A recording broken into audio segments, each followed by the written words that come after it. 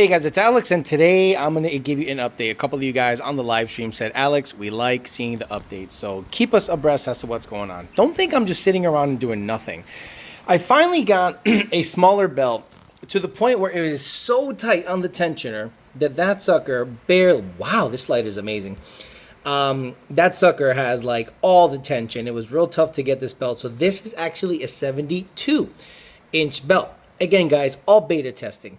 If this belt works out and allows the car to see full boost at 7,500, 8,000 RPMs or so, you know, it's probably not going to last me long. That belt's going to wear in and eventually it's going to be less and less grippy. But there is a problem, right? 8 rib is probably not possible with this setup. Why do I say that? Well, the throttle body. When you look at where the ribs fall on the balancer, right, let's say for instance, let's get the camera down there. You see where the ribs fall on the balancer? I might have one more forward and two to the back. Depending on how the pulley is configured, I don't know that I have a lot of room in order to put a wider, meaning 8 rib or 10 rib belt on the blower. So that's going to limit me. And what I'm going to do is I'm going to try to see how much I can get away with on the 6 rib and keep it dual inlet. Because this inlet, believe it or not, is replaceable with the Roval. There is a bolt pattern.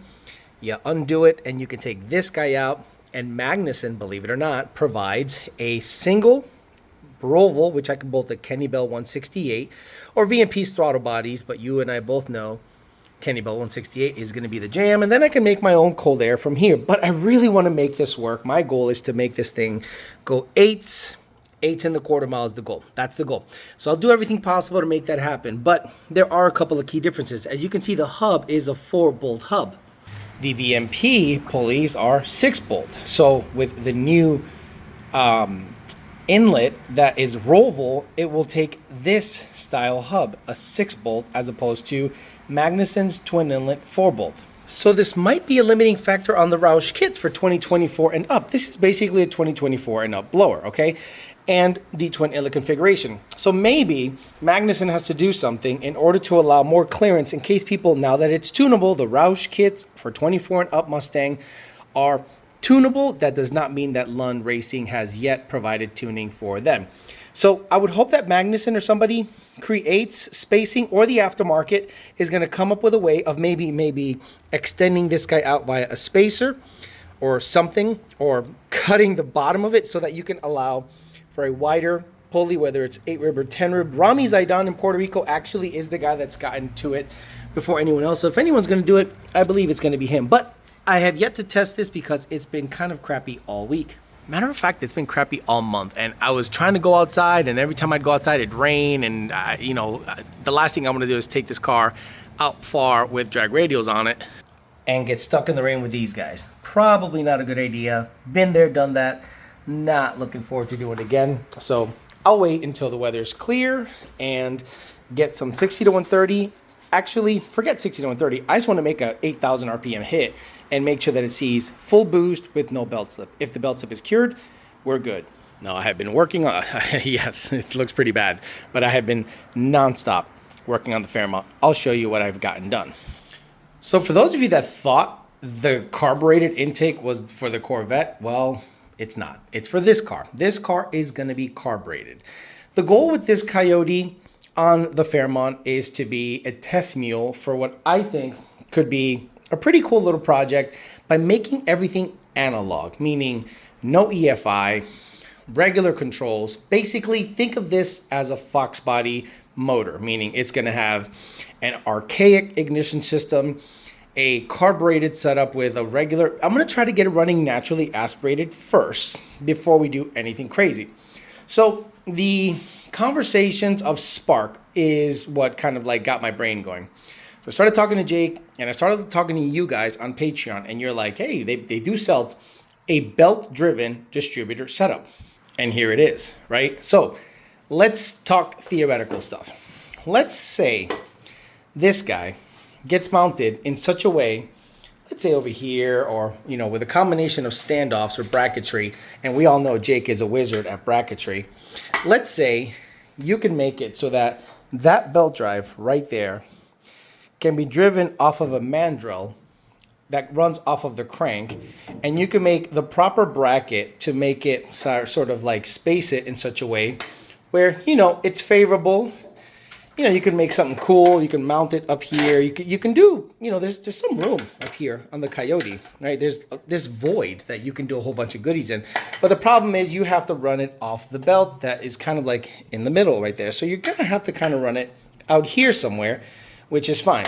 So in theory, I could set this up so that it has wires going in there, an MSD6AL or a Digital 6 or any old school Fox body distributor with a single coil. And as long as the motor's at top dead center and my balancer shows me I am at top dead center via some pointer, I can just make some custom pointer here, check that it's at top dead center, and as long as it's at top dead center, and I can basically make that connection where top dead center and the spark is going to the number one cylinder, just like a Fox body. You know, the rotor is facing the number one cylinder. For you that don't know, this is a rotor, okay? And when that sucker strikes, when that sucker strikes one of these, it creates a spark.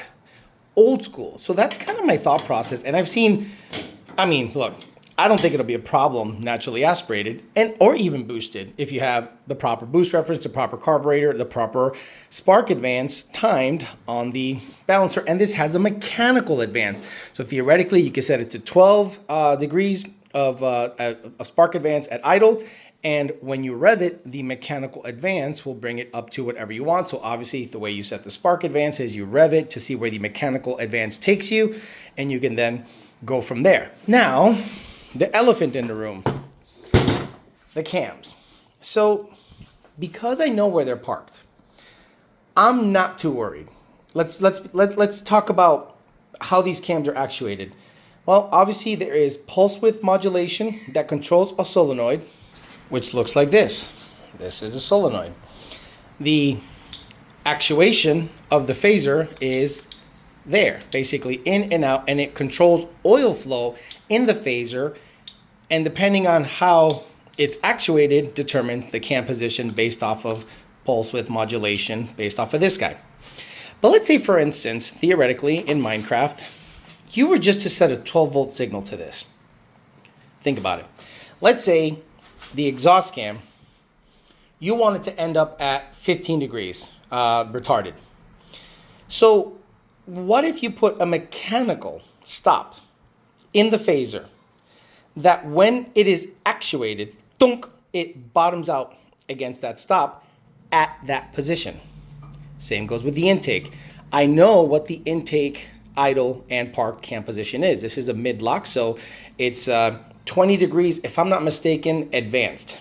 Okay, so again, if I'm not mistaken, I could be wrong. I always go, when I look at the data log, it says minus 20, but then on Gen 2, it's totally different. So I'm just like, you know, 0, 0 on Gen 1, 20, 0 on Gen 2. So I want to make sure that I'm saying it right. If I'm saying it wrong, fuck you. But let's just say I can make it so that at a 12-volt actuation, it slams up against a limiter I put in the phaser that ends up being the cam timing I want. Think about that. At idle, I can make it so that, let's say at an RPM activated switch, let's say 5,000 RPMs, this guy stays at the parked position. And the moment I send a 12-volt signal, it'll just slam, not phase, it'll just slam the cam to the position I want as if I was locking it, right? But it is just 12-volt actuated, right? 12-volt actuated, not actuated, actuated to the slammed, limited, mechanically limited position of the phaser. So, you know, there's a lot of theories to go there. So we might visit that. But again, that's the cool part. But for now, I can get it running in NA. I don't care. It doesn't matter. It literally doesn't matter. I can get it running NA. So now the next step is the headers. Do I want headers to go out the traditional way? Unfortunately, I'm going to say no. For packaging purposes and for the fact that this might end up being turbo or centrifugal, I want to make the exhaust, unfortunately, come out of this side, potentially, because I want the packaging to be up here. I don't want to have to go underneath the car. I can bolt and unbolt the headers from literally in here, so it's not that big of a deal. And to put long tubes in, it's just going to get in the way. Now, I ended up mounting the Turbo 400, and I'll show you that right now. So the Crossmember situation has been interesting. This is a Team Z Crossmember, and it did not work out because Fox bodies apparently did change a little bit. They were not exactly identical from 79 to 93. There were some differences, and nothing was more apparent than those differences than when I tried to install this Crossmember on this car. Like, nothing fit. Then I got myself a Stifler's Crossmember, and while it fit in the factory mount, the spacing wasn't right. It was, don't mind the feet, it was just a hair off, right? The spacing was just a hair off, and it wasn't right. So I was like, well, I'm up Schitt's Creek, so I have to figure out what to do. So I went on the internet and literally typed in Fox Body Turbo 400 Crossmember. And after Googling, this is what I found. I found a Tin Man Turbo 400 2 Fox Body Crossmember that actually welds like right up against basically the subframe. Now, there was a couple of ways that it showed to be mounted, but again, because there are differences in Fox bodies, this seemed to be the best way based on what I saw, because on the, I mean, you guys might say I'm wrong, but basically the mounts had enough, you know, they had to have enough meat on them to be able to weld on. And if I flipped it the other way, there just didn't seem to be enough meat, and it's actually sat a little lower, so that I wasn't a fan of that. And then if I mounted it any other way, I would run out of room in the tunnel on the top here. Sorry, let me get the light up there. So on the top here, I would run out of room. So I wanted to have some room up there to, you know, play and not just slam it up at the top. Now, again, I can revise this if it needs to change. I don't mind changing it, but I pretty much just boogered up some welds just to hold it up. But to be honest with you, my previously boogered up welds held up pretty damn good. So I think I'll be okay. And I did end up using, yeah, I gotta revise that. And that one's not terrible. But again, I not stick welded a la Turvy, but I basically used that guy. I mean, I used the Harbor Freight welder that I got, and it actually, I'm really happy how it came out. Call me crazy, but I'm really happy how everything kind of like came out. Everything looks good. I like this thing. This thing is beefy as hell. Unbolt it here, and you can just take everything out. Really accessible, so I was very happy. So this is Tin Man. I paid, I think $250 or $300 if I'm not mistaken. Like $250 or $300 for this Crossmember. So again, this guy has to be mounted yet. Then I have to level everything. The transmission is in, torque converter's in. There seems to be proper spacing in there to, you know, it's not, I'm trying to show you guys. There we go. There you go. Oh man, the light is always in the way. So, you know, it's got some room. So it's not, you know, bottoming and killing the pump or anything like that. Plenty of room for the starter, plenty of room for the headers, so I'll be able to get this going. So the reason I'm making this video is just to hold myself accountable. You know what I mean? Because if I don't get on this, I'll just, you know, forget about it for years. And I don't want to do that. This is that motor that I threw the piston in. Jake helped me put it together. So the whole plan for this motor is to go fully analog. And to finalize my Crossmember collection, so these are Fox Body, Team Z, Stiflers, and this is, believe it or not, an S197 Turbo 400 mount from, I believe, Evolution Performance. It says it somewhere. Let me see. There it is. It's an Evolution Performance. Oh, sorry. Evolution Performance S197. Jesus. Turbo 400 Crossmember. So that's going to be potentially something that I have to use. Why? Now, this is the other elephant in the room that I'm dreading in the future. So this is my white S197 that runs 870s, 860s. We don't have a name for it yet, but I would call it Collier, right? Let's call it Collier. VMP supercharged. I will get a PMAS. I have a PMAS for it actually. Canterbuilt 168, 2.8 upper, 10% lower, runs 860s, built everything, liver noise, ported everything, cams, the whole 9 yards, 4R200, everything. It's a drag car. So let's say I take it to the track and it runs really well, right? Well, I might want to compete with it lightly. I'm not going to go crazy, but there's a problem. It only has a bolt-in cage. See, it only has a very simple bolt-in cage, like a 6-point, 1, 2, 3, 4, 5, 6. So, you know, if I'm just messing around at a track somewhere, I don't think they'll give a crap, right? Yeah, you got a cage, you're good, you know. You got, actually, does it even have seatbelts? Son of a bitch, what the hell, Jake? Jake, did you jip me on the seatbelts, Jake? Oh, I guess seatbelts are extra, Jake. Fuck me, right? Fuck me. Anyway. He legit gypped me on the seatbelt, so I'll have to talk to Jake about that. I gotta get new ones anyway. They actually expire, which is so stupid that seatbelts expire. Like, mind blown by that. So let's say I compete with this car, and it does pretty well, and it runs like let's say an 850 car. Let's say we can get it down to 850s. It's not legal, right?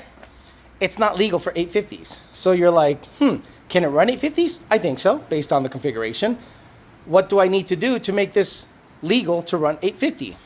Well, this car has a legal cage. Okay, certified, the whole 9 yards, 850 legal, everywhere, all done up, ready to fly, ready to boogie. I got the removable bars. This thing is ready to fly. Oh, come on. Ready to fly. It's got all the goodies, right? Done up. TIG vision, the whole 9, parachute, everything. So if Collier starts running a stupid number, what do? Do I put a cage in Collier for $20,000, 10, whatever?